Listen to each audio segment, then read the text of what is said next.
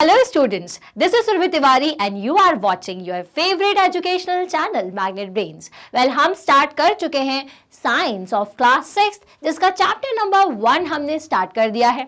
मैंने आपको बताया था कि फूड वैरायटी क्या होती है, ठीक है। इसके बाद आज से हम पढ़ेंगे कि ये जो फूड की वैरायटीज है ये एक्चुअल में हमें मिलती कहाँ से है। उसकी शुरुआत करें उससे पहले जरूरी है ये जानना कि आपके बाकी के सब्जेक्ट्स आपको पढ़ाता कौन है। तो ये रहे वो सारे धुरंधर टीचर्स जो आपको मैथ्स, इंग्लिश, हिंदी, साइंस तो मैं पढ़ाती हूँ, सोशल, बहुत सारी चीजें पढ़ाते हैं। तो अगर होगा इनका साथ तभी आप होंगे कामयाब आपके एग्जाम्स में और आपके हर तरीके के क्वेश्चंस पे। सो चलिए इसी अच्छी बात से हम शुरुआत कर देते हैं हमारे नेक्स्ट टॉपिक की, जिसका नाम है फूड मटेरियल एंड सोर्सेस। तो फूड मटेरियल की बात करें तो सबसे पहले तो मैं बात करना चाहती हूं फूड की। आप कैसा कैसा फूड खाते हैं? आप खाते होंगे रोटी सब्जी, दाल चावल, ठीक है।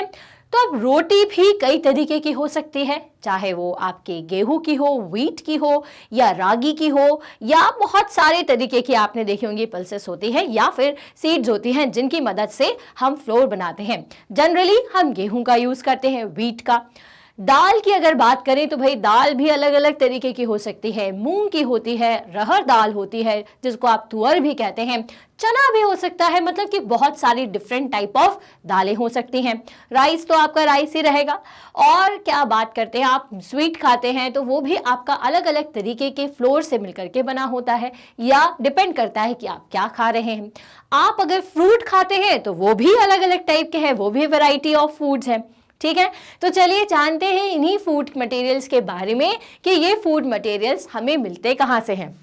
तो सबसे पहले जो आपका फूड मटेरियल होता है वो होता है वेजिटेबल, ठीक है। तो ये वेजिटेबल्स आपको कहाँ से मिलते हैं? तो ये मिलते हैं हमें प्लांट से। So vegetable are obtained from the plants. Some nutrient rich vegetables such as beetroot, turnip, spinach, cauliflower and etc. are obtained from plants. Roots, leaves and stem of some plants are edible. So basically क्या होता है कि जो vegetables हैं वो हमें plant से ही मिलेंगे, ठीक है।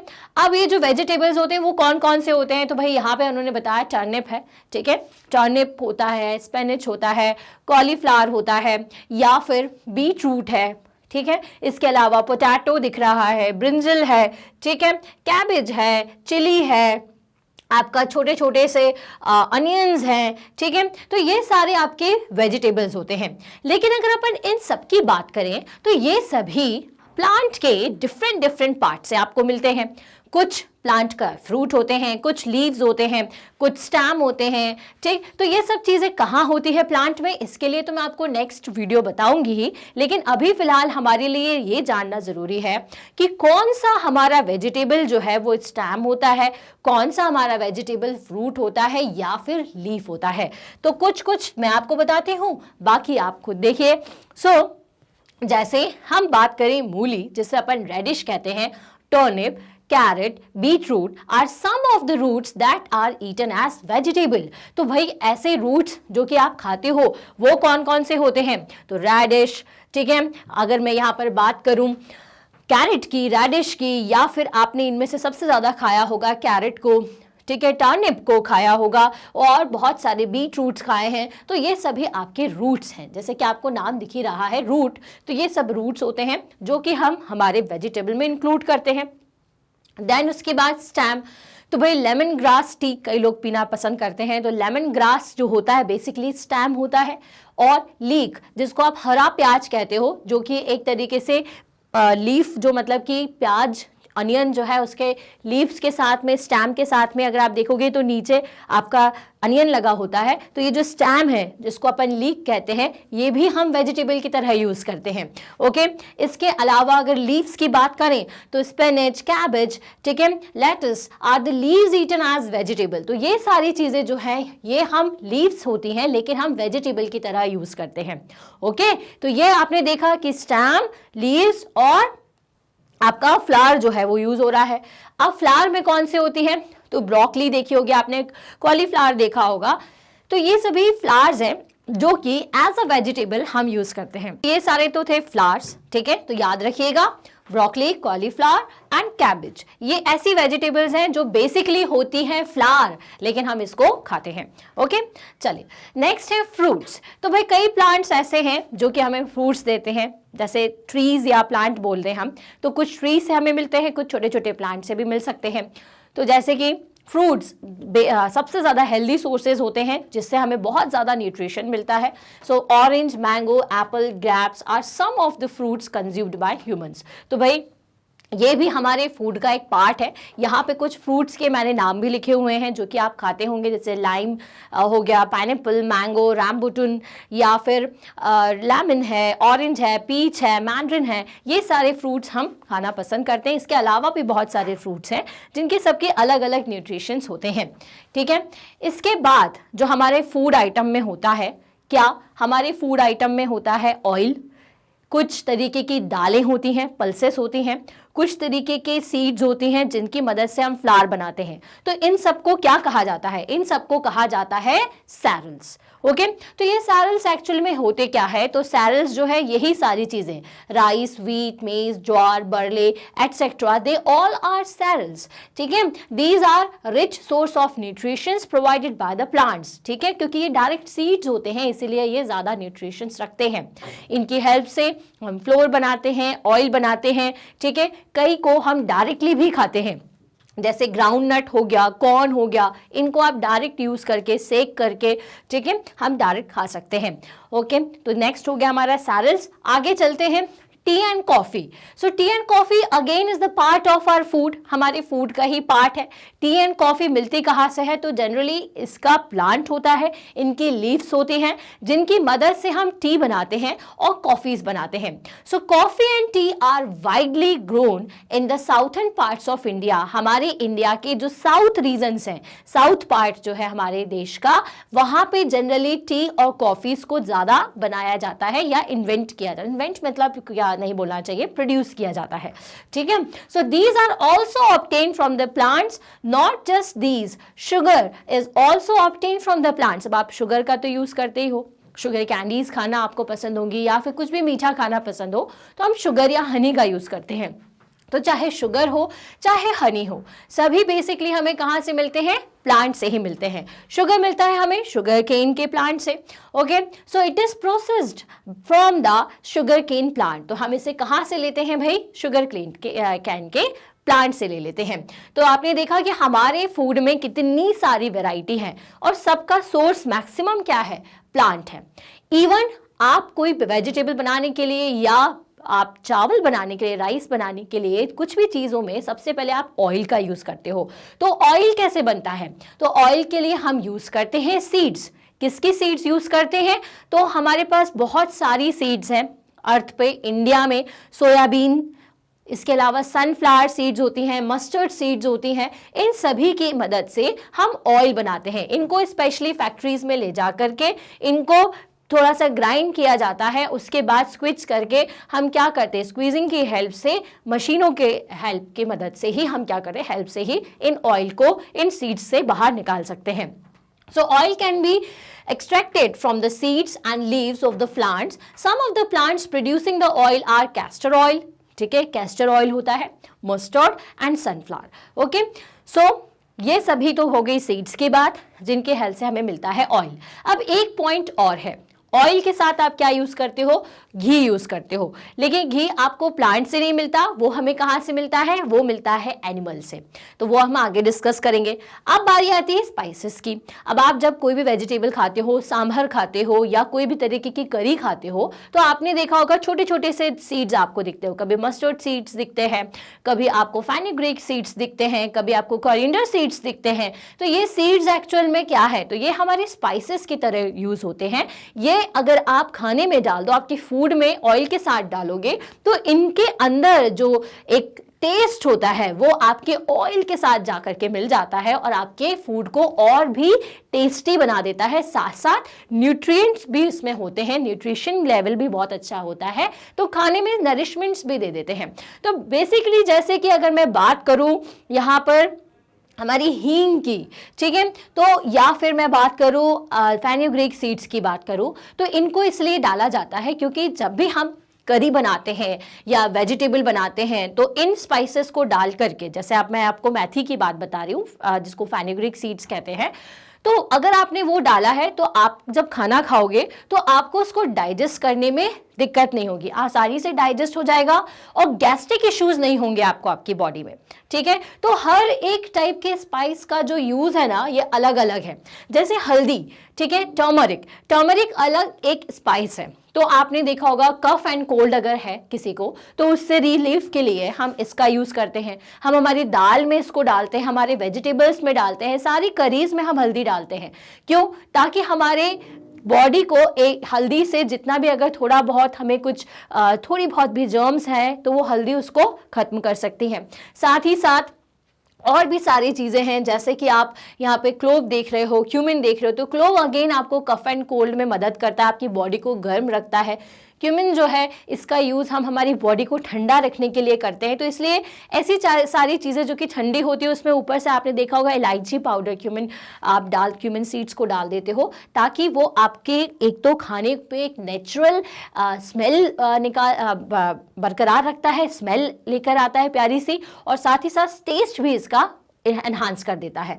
ठीक है, तो इन सारी चीज़ों का अपना अपना अलग अलग रोल है। कोई आपके बॉडी को गर्म रखने में, कोई ठंडा रखने में, कोई अगर किसी तरीके का आपकी बॉडी में जर्म्स हैं उनको हटाने के लिए, हर एक चीज़ का अलग रोल है। इसलिए हम इन स्पाइसेस का रोल, हमारे स्पाइसेस का यूज़ हमारे इंडियन फूड में करते हैं। ऑलरेडी इंडियन फूड में इतनी सारी चीज़ें होती है कि आप खाएंगे तो आपको बहुत सारी जो बीमारियां हैं वो पता भी नहीं चलेगी। ठीक है, बस उनका सही यूज़ करना हमें पता होना चाहिए। किसी भी चीज़ को एक्सेस में हम नहीं खा सकते। अगर मैं बोलूँ कि मैं उठा करके इतना एक मुट्ठी भर के क्लोव खा लूँ तो वो पॉसिबल ही नहीं है, हमारे मुंह में बहुत सारे प्रॉब्लम्स होना शुरू हो जाएगी। तो हर एक का क्वांटिटी भी डिसाइडेड है और कैसे यूज करना है ये भी डिसाइडेड है। ठीक है, चलिए तो वो भी हम आगे सीखेंगे कभी। फिलहाल हमारे लिए जानना काफी है कि हमारे फूड का एक एसेंशियल पार्ट है हमारे इंडियन फूड का, वो है हमारी स्पाइसेस। तो वो होते हैं सिनेमन का यूज आपने देखा होगा करीज में होता है। कई बार इसकी टी भी पी जाती है, जो कि अलग एक फ्लेवर देती है, टेस्ट तो देती है, साथ ही साथ कोल्ड कफ से भी रिलीफ देती है। कार्डमम का यूज करते हैं हम, पेपर का यूज़ करते हैं। अब पेपर कई तरीके के हो सकते हैं भाई, आपकी रेड चिली पेपर भी होता है, ब्लैक पेपर भी होता है, ये सभी आपकी मिर्च हैं जो कि स्पाइसी लगते हैं थोड़े। क्लोव, क्यूमिन, ये भी सीड्स हैं। Ginger are obtain from the plants and used for cooking purpose. तो ये सभी कहाँ से मिलते हैं? ये सभी हमें प्लांट से मिलते हैं। कुछ उसके फ्रूट होते हैं, कुछ उसके फ्रूट्स के सीड्स होते हैं, तो उन सभी से आपको ये स्पाइसेस मिलते हैं। ठीक है, सो ये तो हो गया हमारे स्पाइसेस के बारे में। तो आई होप आपको अभी तक तो सारी चीज़ें क्लियर हो रही होंगी। तो इन सारी चीज़ को आप सीख चुके हैं। अब आपको करनी थी एक्टिविटी नंबर 3। ठीक है, तो एक्टिविटी नंबर 3 में कुछ इंग्रेडिएंट्स आपको दिए हुए हैं, आपको ये बताना है कि उनके सोर्सेस क्या है। ठीक है, जैसे कि अगर मैं बात करूं राइस की, तो राइस मुझे मिलता है प्लांट से। अब उड़द दाल कहाँ से मिलती है? तो उड़द दाल की बात अगर मैं करूं तो अगेन ये मुझे प्लांट से ही मिलती है। ठीक है, कहाँ से मिलती है? प्लांट से। ठीक है, लेकिन ये प्लांट का क्या है? तो ये प्लांट का सीड है। ठीक है, यहाँ पे मैं लिख सकती हूँ।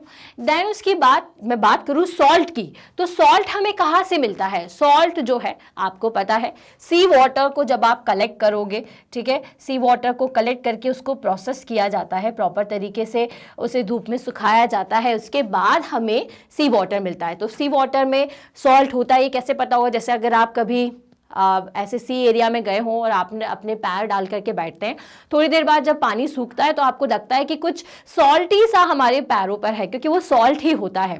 ठीक, तो ऐसे ही किया जाता है, सी वाटर को कलेक्ट करके उसे सुखाया जाता है, वहां से बनाया जाता है सॉल्ट।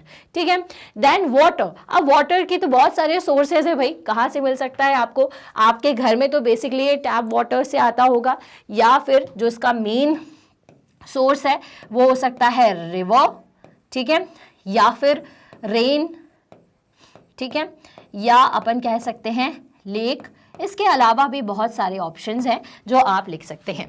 क्लियर? तो ये हो गया हमारी एक फूड आइटम इडली, जिसके थे ये इंग्रेडिएंट्स और इसके सोर्सेस। क्लियर हो गया आपको?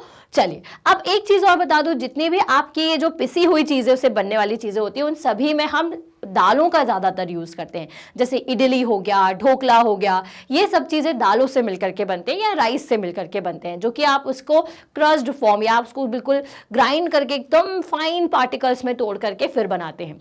ठीक है, चलिए तो यहां से हमारे स्टूडेंट समझ चुके हैं कि इसके सोर्सेस क्या क्या थे। आगे चलेंगे तो chicken curry. So chicken curry बनाना है अगर, तो चिकन चाहिए, तो अगेन चिकन आपको कहाँ से मिलेगा? तो चिकन का सोर्स क्या होता है? एनिमल। ठीक है, तो एनिमल्स से आपको चिकन मिलेगा। स्पाइसेस की बात करें तो स्पाइसेस क्या होते हैं? ये आपको मिलते हैं प्लांट से। ठीक है, तो आपने लिख दिया यहाँ पे प्लांट। अगेन ऑयल पूछा है और घी पूछा है, तो ऑयल मिलता है हमें प्लांट से, और घी कैसे मिलता है? घी मिलता है एनिमल से। अब बच्चों का क्वेश्चन होगा कि मैम ये घी कैसे बनता है, ये तो बताया नहीं। ऑयल का तो आपने बता दिया कि प्लांट्स के सीड्स का यूज करके हम उसको अगर फैक्ट्रीज में भेजते हैं, वो उसे क्रश करते हैं, तो उनसे उसे स्क्वीज करके ये ऑयल निकाल लेते हैं। तो घी कैसे बनता है? तो घी बनने का चलिए आपको एक छोटा सा प्रोसेस समझा देती हूँ, कभी पूछा भी जा सकता है, क्योंकि ये कि एक्चुअल में अगर मुझे घी बनाना है तो ये कैसे बनेगा। तो देखिए, सबसे पहले तो घी के लिए हम काऊ या बफेलो किसी का भी मिल्क ले सकते हैं। तो जैसे मैं यहाँ पर ले लेती हूँ काऊ। ठीक है, सो काऊ मिल्क हमने लिया। ठीक है, इस काऊ मिल्क को क्या किया जाता है? पहले तो स्टोर करेंगे। ठीक है, इसकी मदद से हम बनाते हैं, इसको क्या करते हैं? आप स्टोर करते जाते हो। ठीक है, स्टोर करने के बाद अब इसको बनाने के दो तरीके होते हैं। या तो आप क्या करो, इससे बना दो कर्ड। क्या बना दो? कर्ड। कर्ड कैसे बनाते हैं? अगर हम मिल्क में ऐड कर दें, ठीक है, अगर हम क्या ऐड कर दें मिल्क में, यहाँ पे मैं लिख देती हूँ दोनों प्रोसेस, ऊपर थोड़ी जगह कम है। ठीक है, तो इसको स्टोर किया आपने, अब आप इसको कर सकते हो कर्ड में कन्वर्ट। ठीक है, सो कर्ड में कन्वर्ट करने के लिए आप क्या करोगे? आप करोगे मिल्क में ऐड, यहां लिख देती हूं ऐड लेमन ड्रॉप्स,